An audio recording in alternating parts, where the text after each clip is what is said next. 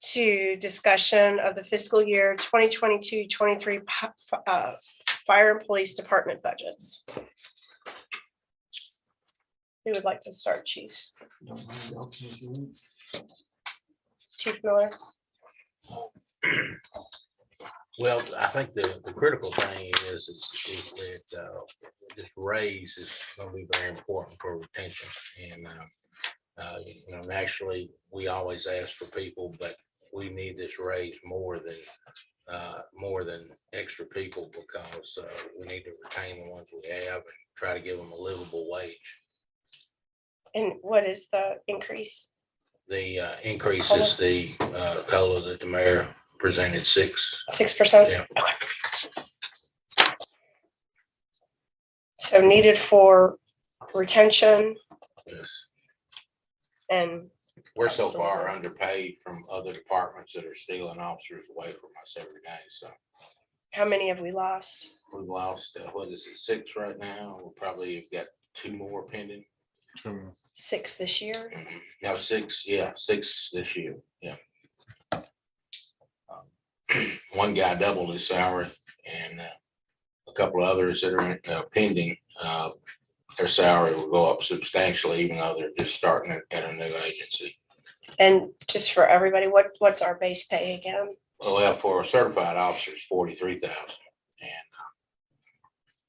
and this isn't even going to raise us up to competition levels with Metro, who is stealing people from us, and Sheriff's Department's planning on going up fairly significantly this year if the board approves it up there. We lost one to Palm Beach the other day because there was a New York City police officer family, 2 of them. And, here it was going to be about 43, and we even was going to jump it a little bit. But, they're making over 60,000 a year going down there. And living near the beach. Yeah. How dare they? Yeah. Okay.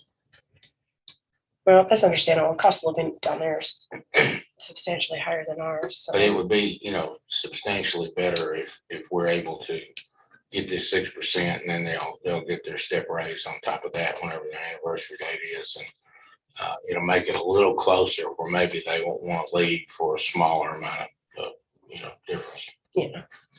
Okay. Any other big items in your budget? You got Things that absolutely can't be cut? No, I mean, based on Mr. Eckenroth and the mayor's directives to us, I mean, we tried to cut out items out of our budget. Obviously, some areas went up a little bit, and most of that is all related to technology. We took over all of the LPR cameras in the city. At one time, the Parks Department had gone through us to acquire LPR cameras, and we're paying that bill, but our department was still managing it. And most of that has to do with specific security criteria. The data we receive comes through NCIC, and you have to be a certified law enforcement officer to receive that information. So we managed it. So the LPR cameras, are you familiar with that? No, are they the cameras that they read the plates? Read the plates Yeah. that come through. On the light? Okay. Yeah. And so we had some, the Parks Department had some, but we took over all 7 of the Parks Department's LPR cameras, and we continue to manage it, but we pay the bill for that now in addition to our own. So how many cameras total do we we have have now? 16 currently. We have plans for more.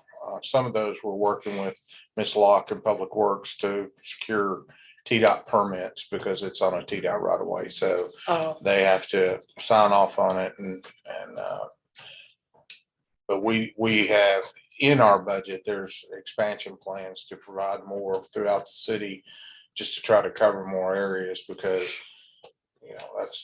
these people are stealing cars left and right out of Nashville, and then they're coming up here in them, and our officers get an immediate alert when those cars come through those cameras. So They're it's very effective. very effective for us. And, it doesn't matter which direction they're coming from, Mount Gilead, Gallatin, Nashville, if they're coming into the city and pass by one of our cameras, that's when the officers get the alert along with a photograph of the car.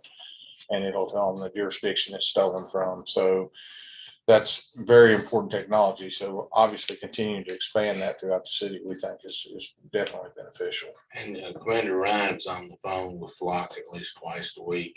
And they are making some improvements over reading the new tags, but it's still not where we want it to be. So if they don't get it fixed by July the 1st, we're probably going to switch to a different vendor. Well, isn't it because the new tags have an issue or something? The state created a problem by not following their own rules on vetting the reflectivity of the paint. And so it causes a washout on the cameras. Mainly it's an IR issue at night, and the state is just, they've kind of said, oh, well, So they're not gonna fiscally reimburse for the oh, they're issue? not gonna do anything. Of course. They're not even gonna fix the problem, is what we've been told. So State cameras are reading the license plates. Is there a UFO landing? Okay. I don't know if that's the OPEX. State cameras are reading the license plates. It's a much more expensive system. You know, we hope we don't have to go to that, but right now, we think Flock is going to be able to fix it. They have made some improvements over the last 2 weeks, giving us a little more clarity on that, and they're continuing to work on that technology. Okay. They went out and partnered with Nokia to actually their engineering side of Nokia to attempt to address the problem. I think so far they've spent $1 million with Nokia trying to fix the problem that, again, the state created. So unfortunate. It is. So that's the major things in our budget. Obviously, vehicles, we continually have to replace vehicles as they wear out. So that's always a large expense, that and the equipment that goes in the vehicles. How many did we do last year? 15 or 17 vehicles last year, with 4 of those coming from the drug fund and 13 coming from general fund. the drug fund's exhausted. I mean, we just barely got enough to pay for our animals, they have to pay for the dogs and things. When we cut down to this 1% increase, I mean, we virtually cut just about everything out of our budget. Sure. So how many cars are you shooting for this year? We've got 10 in the 10. budget now.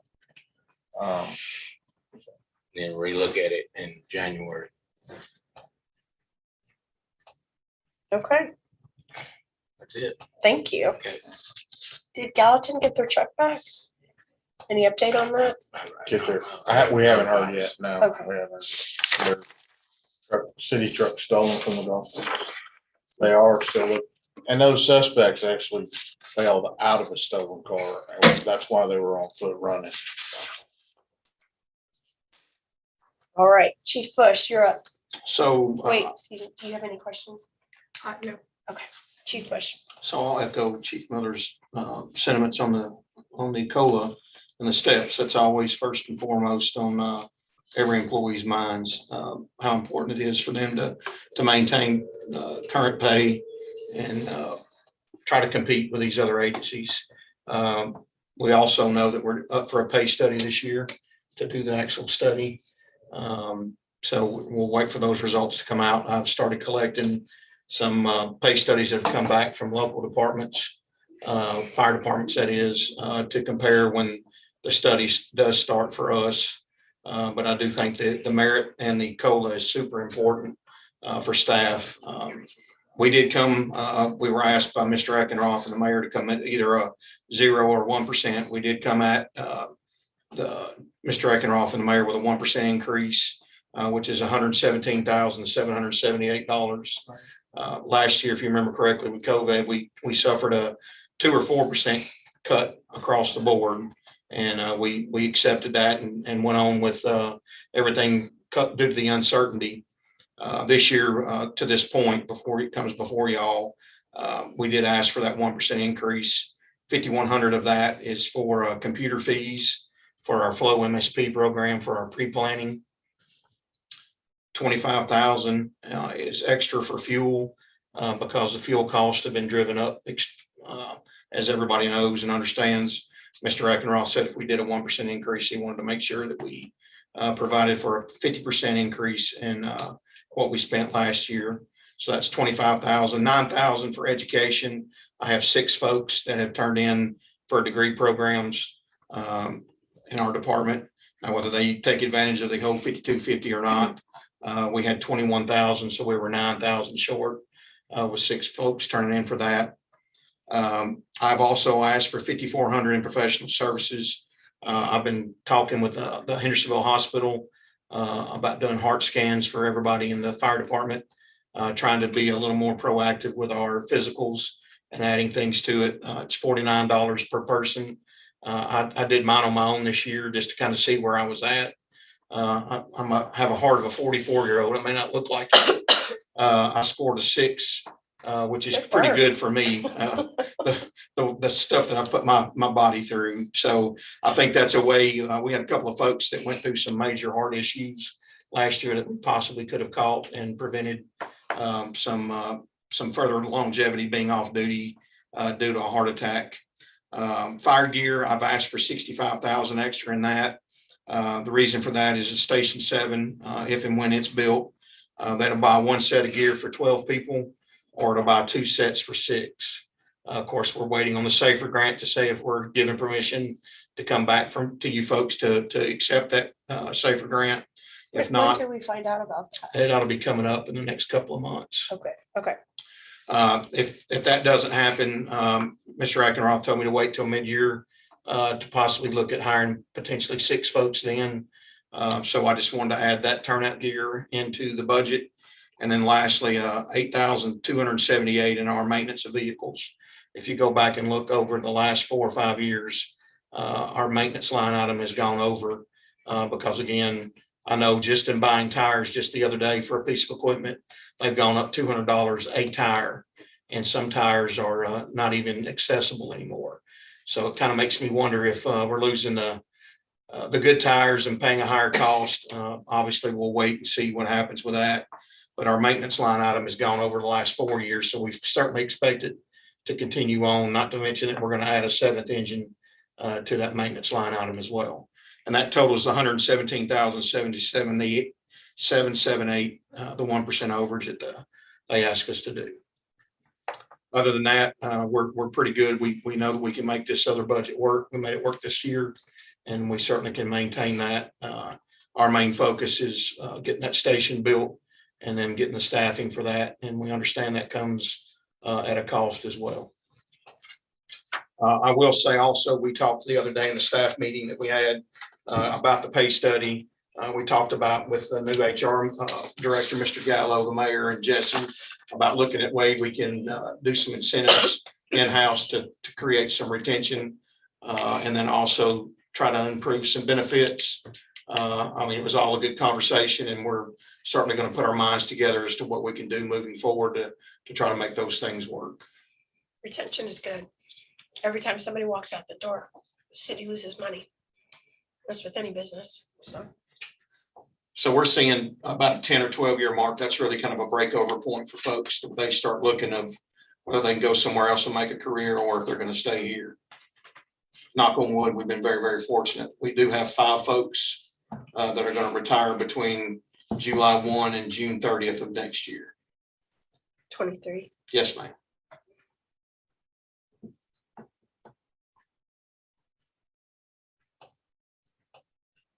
Potentially 8, but 3 of them are on the fence, 5 for sure.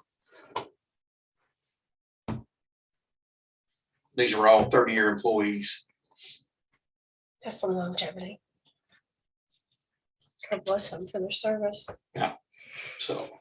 All right, cool. Well, it sounds like y'all did some really good work. I appreciate everybody digging deep, and it sounds like the mayor and Mr. Eckenroth, y'all did some great work. So good job.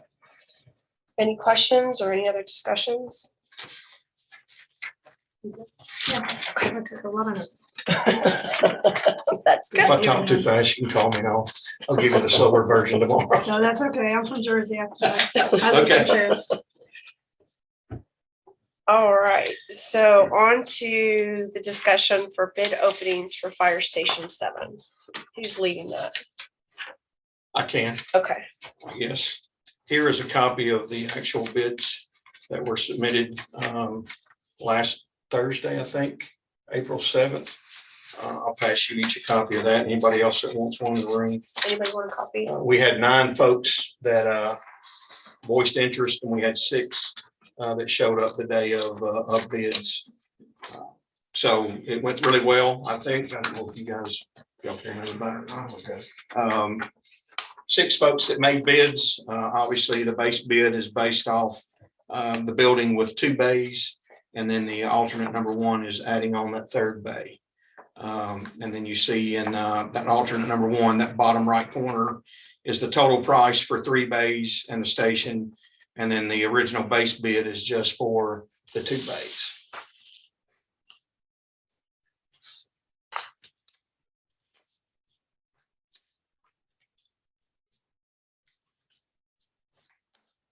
I do have some drawings, if you guys want to look at those as well. You can pass around and take a look at during the meeting. We're in indoor keep I've got set at the station. And that's kind of what the station's going to look like, and then the layouts underneath it as far as the square footage and everything else.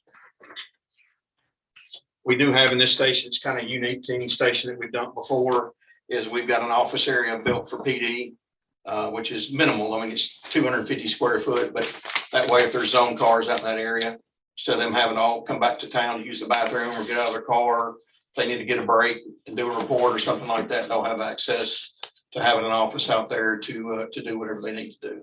That's smart. However, the 2 chiefs see for that to be done and utilized. And really and truly, if you look at the, I guess the drawings, there's not much fluff in this station. We've cut it to the bare bones. There's not a whole lot left to cut off.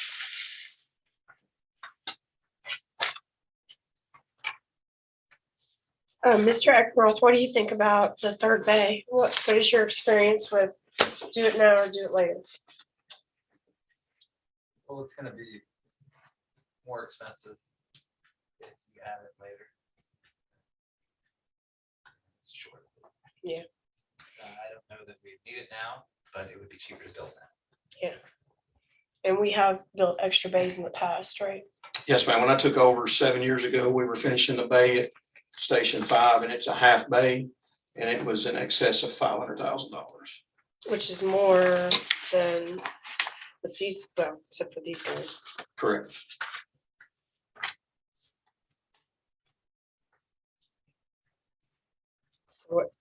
What percentage do you think it'll go up? If we built it later, I know you can't predict the economy, but Well, I think you would have the cost of deconstruction, that's a big thing. So you'd have to come there and tear apart part of what's there and then add on. So economies of scale are gonna work in your favor when you're doing a station.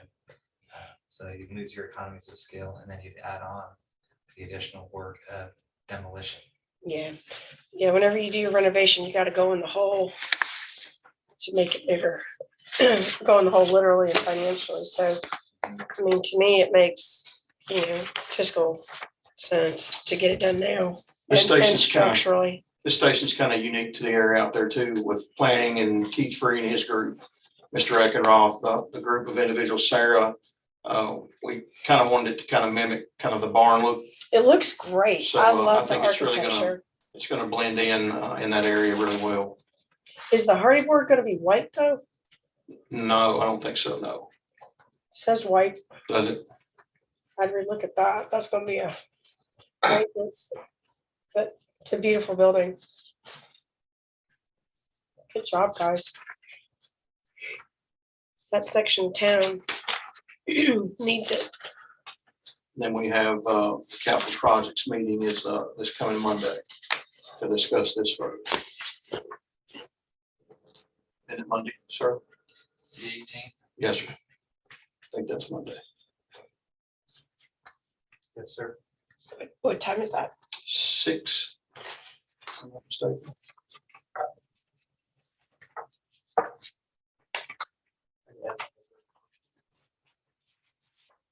Jesse and I both had a conversation with county commissioners, and I had a conversation with county executive.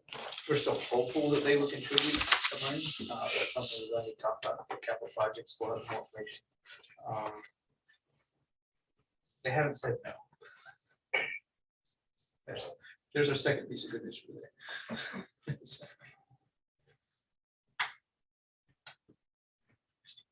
That is good news. Yeah, I'll keep trying.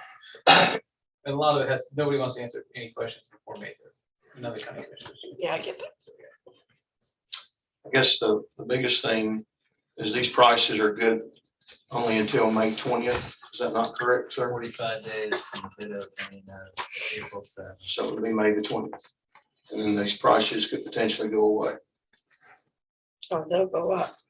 Certainly. It's day to day.